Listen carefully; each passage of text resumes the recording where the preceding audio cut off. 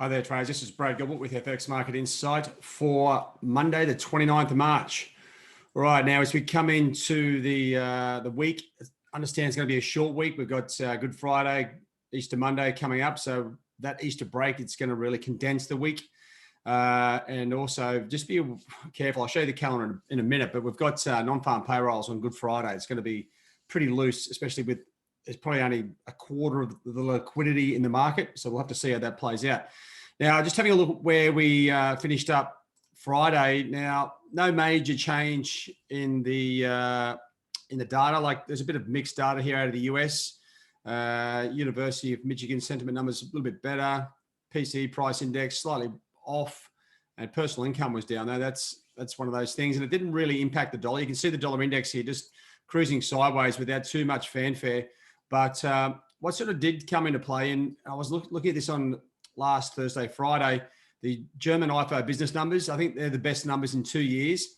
Now, these are numbers that obviously won't consider the third wave lockdown. So expect a big crunch down on those business climate numbers and conditions, etc. So that's something there. That's hopefully, I was hoping it would give the euro a little bit of a kick to the top side, and we might see it back towards really good levels to sell up around 118.5, but it just didn't quite get there. But those German numbers enough to give the euro a little bit of a breather on the downside move. Now, the rest of the currency pairs, well, sterling's had a nice little kick to the top side.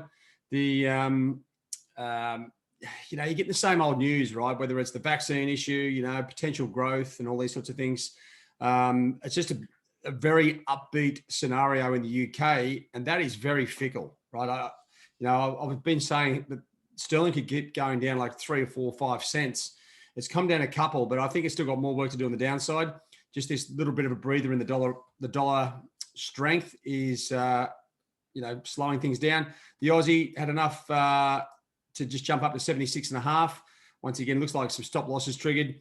Kiwi hasn't exactly gone. It's got that underlying weakness from the change in the tax around housing markets over there. So that hasn't sort of kicked in. It's got an underlying sort of weakness from the Kiwi side.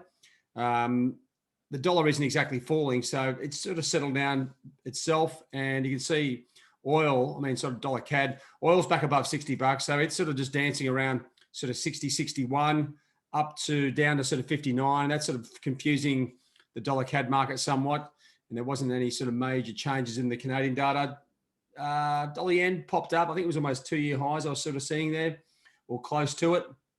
And obviously the dollar index and dollar Swiss still moving to the top side, but they're just stalling as momentum from the fundamentals sort of wanes a bit.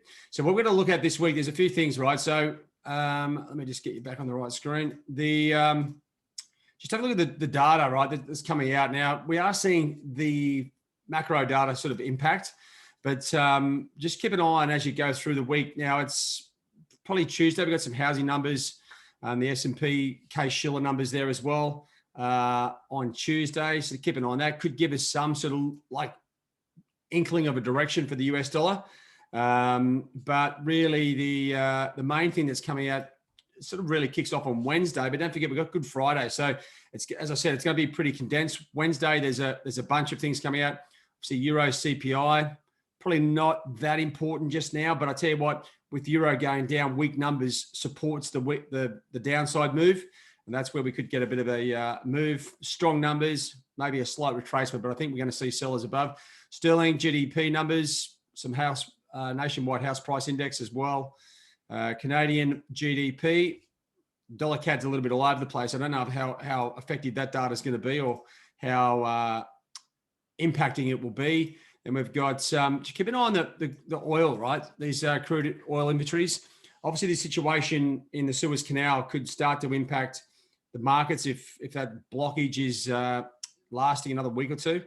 Tankan stuff, not really interested in the Japanese data. It's been a long time since that's really come into play. Probably the one time it does now, I've sort of brushed it off. And coming into Thursday, we've got a bunch of data. You've got those initial or the weekly jobless numbers. Keep an eye on those. Some manufacturing numbers there as well out of the States. Like it's a really good week for the US dollar. At the start of each month, we get that fresh batch of US numbers. And this is going to be the interesting one. Obviously, Good Friday in most places. And along with that, we'll have the US non-farm payrolls as well. So as I said, it's going to be very illiquid. It's going to be loose. I wouldn't be looking for too much out of that unless we have clear dollar direction.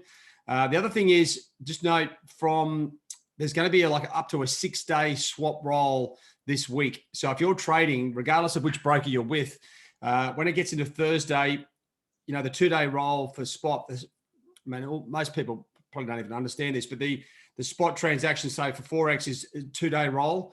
When you've got holidays, it's going to be up to 6. So the swap rates could be, for small trade size, quite large. So prepare for that. Or probably the smart thing to do would be to close out your positions. I think there's too much risk involved with the non-farm payrolls on Friday in amongst the Good Friday itself.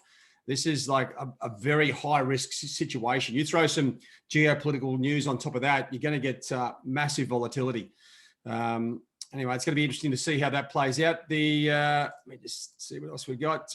Now, otherwise, just keep an eye on the things you've been looking at. Now, the volatility index has dropped once again back down to 20. Tells me that the market's very sort of comfortable with what's going on. They don't expect any sort of major crazy events. Keep an eye on the treasuries. Okay, the yield obviously still rather important. It's steadied. Keep an eye on the prices, right? So that's where you're going to see whether the yield is going up or down, or keep an eye on the chart or the live rates. Now, yields get bigger, dollar strengthens, but I think with the Janet Yellen and Jerome Powell have diffused the rush into the move in the treasuries. So that's a good thing. We're getting back to sort of normal markets. You can see the equity markets are a little bit relieved, a little bit of a bounce on Friday, especially after getting hammered sort of half the week anyway, like some big moves. So keep an eye as we come into that Asian session once again. Just keep an eye on the US equity futures. That gives us a bit of an idea of where those US equities indices are going to open up. At the moment, they're slightly down. Don't read too much into that. This is the Asian time zone. The markets are reconnecting after the weekend, and you'll often get, lack of interpretation of what the data is, these world events. So it's a good idea just to have a look through your news pages and sort of see what's going on with various pairs, whether it's about the US dollar, sterling, CAD, and what else is happening around the place. Myanmar is getting hammered. And Joe Biden, don't forget this situation around the US and China and the trade issue. That hasn't gone away either. That's something that's going to build. But, you want to keep abreast of what's going on internationally as well as in your local country or whatever currency pairs you're trading. You need to sort of keep up the curve on that. So this week, I don't know if it's, with the non-farm payrolls coming out on Good Friday, I think there's going to be a little bit of to and fro, but there's nothing a hell of a lot that I can see that's really going to get the US dollar rocking. I mean, as it is, there's a culmination of probably like second tier US numbers that can give it, when you put the results all together, if they're all sort of strong or weak, you can get a consistent move in the dollar. But what we might see is, just around the house prices, and then you come down to the following days, it may be a situation where the dollar sort of just treads water, goes up a bit, down a bit, no major direction. Obviously, the Fed has already highlighted, right, that they are looking for maximum employment. So the non-farm payrolls, it is hugely important, don't get me wrong, but the liquidity in the market around Good Friday is terrible. So don't expect like great trading conditions by any stretch. The best trade will probably come after these numbers are released.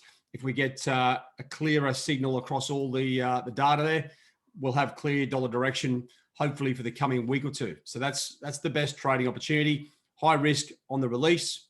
There are opportunities, but just be very careful, right? I've seen a lot of errors with people sort of jumping in and trading high risk in thin market conditions. And that's pretty much it. We're just going to sit back and wait for the markets to reconnect after the weekend. There's no changes in the dollar. I can't see any sort of weird news that's going to impact anything. And we're picking up the pieces back on the technicals. To me, the dollar is still going up.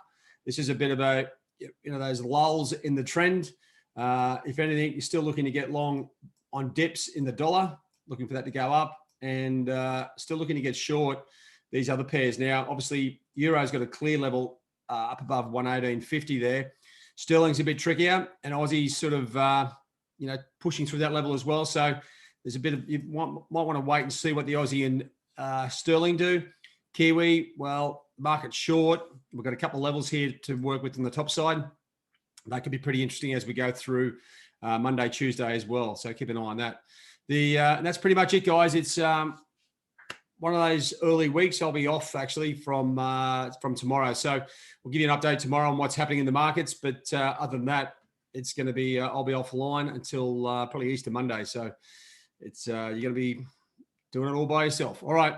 Have a good one, guys. And all the best. Just keep an eye on your calendar. And if you're on the virtual trading floors, jump on the chat lines there. You can get a bit of extra information from the various traders around what is going through the market. All right, guys, have a good week, and we'll see you soon enough. Cheerio.